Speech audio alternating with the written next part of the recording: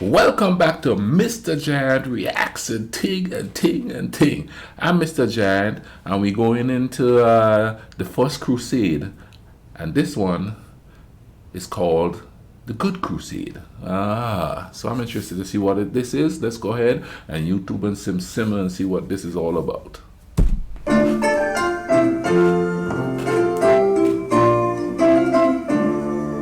Last we left off, the disastrous People's Crusade had met its end at the hand of the Seljuk Turks, and Peter, along with the few thousand remaining of those who joined him, were hiding out in Constantinople, awaiting the arrival of the real Crusaders. Today, finally, that real crusade will begin. All right. Before the First Crusade can begin in earnest, the Crusaders have to get to the Holy Land, and to do that, we have to recognize one very important point about the First Crusade that's often overlooked. The army of the First Crusade isn't actually one army at all. Rather, it's at least 5 separate armies led by 5 different men from 5 different parts of Europe. Each of them set out from 5 different starting points with the idea that they'd all meet up in Constantinople and move on to the Holy Land from there.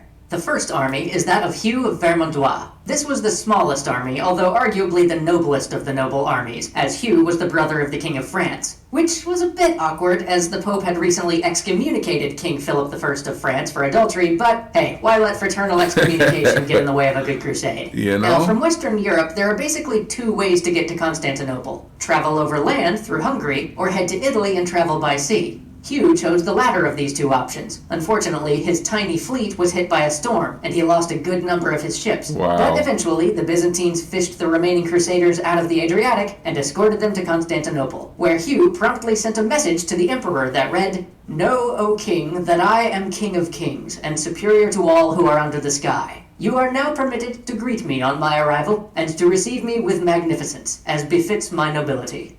Needless to say, the emperor was not impressed.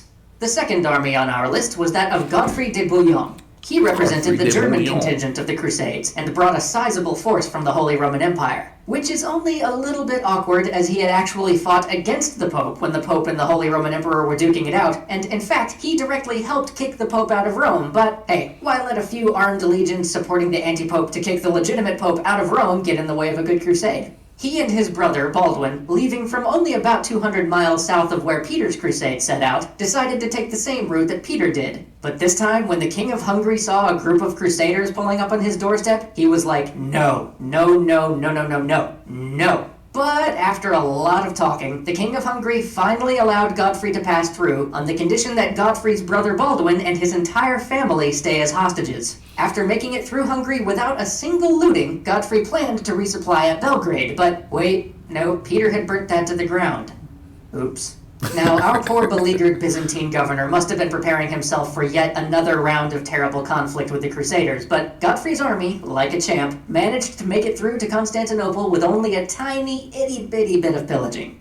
Next, we have the army of Bohemond, Prince of Taranto. The force he brought was smaller than most of the others, but it was by far the best armed and the most experienced, which is a little bit awkward because most of these troops got their experience trying to conquer the Byzantine Empire 12 years before. But why let unprovoked acts of naked aggression and the near unseating of the very ruler you're now supposed to go help get in the way of a good crusade? So, after sailing across the Adriatic and a ponderously slow march across the Balkans, where their men occasionally wholesale looted the very same people they looted a decade and a half ago in the war, Bohemond and his nephew Tancred finally made it to Constantinople.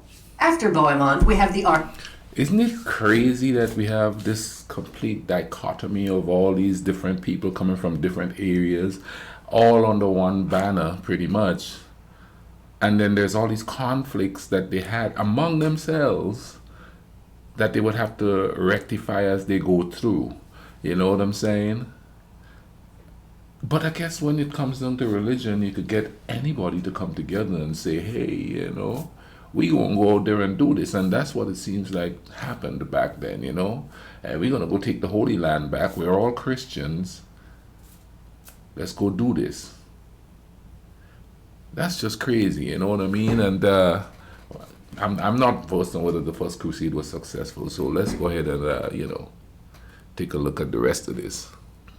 army of Raymond, the Count of Toulouse. Raymond led the largest army and what can be considered the principal crusading force. As such, Raymond considered himself to be leader of the crusade, which is only a little awkward as he traveled alongside Bishop Adhemar, the papal legate assigned by the Pope as the leader of the crusade. But Raymond was also old, missing one eye, and stated that he hoped to die in the Holy Land, so why let a little leadership dispute get in the way of a good crusade? Raymond and his forces chose to follow the overland route to Constantinople. Unfortunately, when they got to the Balkans, they ended up passing through a lot of the same territory that Bohemond did, which meant that the people there were hostile, and the land was already stripped bare. This left Raymond's gigantic force hungry and grumpy, and by this point, we all know what hungry, grumpy crusaders do. Oh yeah. During the pillaging, Bishop Adhemar was wounded and had to stay behind for a bit to recover. What's more, Raymond was called off to Constantinople to meet with the emperor personally, leaving no one really in charge of the largest crusading army. This huge unsupervised army then managed to get itself in a tussle with Byzantine forces, and as is the pattern, got itself routed. But eventually, Raymond's remaining men limped their way to Constantinople.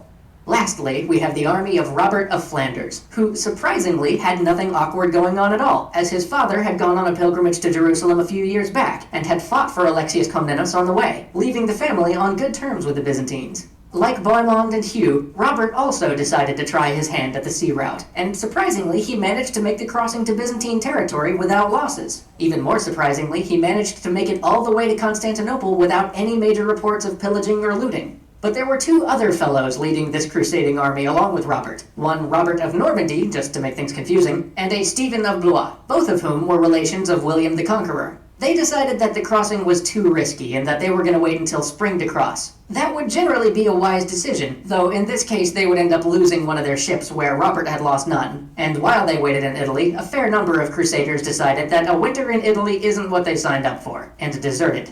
Wow. Alright, I think that's everybody. Now that all the crusaders are in Constantinople, the real party starts. At least for the leaders of the crusade it does. You see, Alexius Comnenus, being a savvy guy, basically trusted none of these people. So he decided that before he'd ferry them across the Bosphorus, he'd get all the leaders to swear that as they crusaded, they would return any previously Byzantine territory they conquered to the Byzantine Empire. That's the entire reason Alexius got this ball rolling in the first place, after all. As you can imagine, this didn't sit well with some of the crusading leaders, so Alexius decided to talk to them privately, one by one. It turned out that Hugh, in this as in most things, was a bit of a pushover. Godfrey, on the other hand, turned out to be absolutely bonkers. He just straight up refused to go to the imperial palace to meet with Alexius at all. So far as I can tell, he didn't really give any reason for this either. He had come all the way to Constantinople, and now he just sat outside doing nothing. Emperor Alexius finally decided, okay, I'll send Hugh to talk to him, I guess. But when Hugh showed up, Godfrey called him a lackey and refused to deal with anyone less than the emperor. Okay. This weird standoff continued until, finally, after Alexius cut off the supplies he'd been sending him, Godfrey's troops attacked imperial troops. There was a minor skirmish, Godfrey's troops lost, and so far as I can discern, Godfrey just instantly caved. The emperor gave Godfrey a small mound of treasure and basically just said, "Get out of here," and booted his forces over the Bosphorus. Okay, that's 2 down. Now it was Bohemond's turn, and he was a wily one. Now, whatever else you may say about Bohemond, he was charming, intelligent, diplomatic, and shrewd. Alexius knew that Bohemond probably wasn't there just out of crusading zeal, as this was the same Bohemond who had tried to dethrone him a few years ago. Alexius was bracing himself for an argument to get Bohemond to agree to give back whatever conquests he might gain on the crusade. But Bohemond was one step ahead. He agreed right away. Of course he would take the oath. But since he was being so forthcoming, wouldn't it make sense for the emperor to name him as the leader of the crusade? What?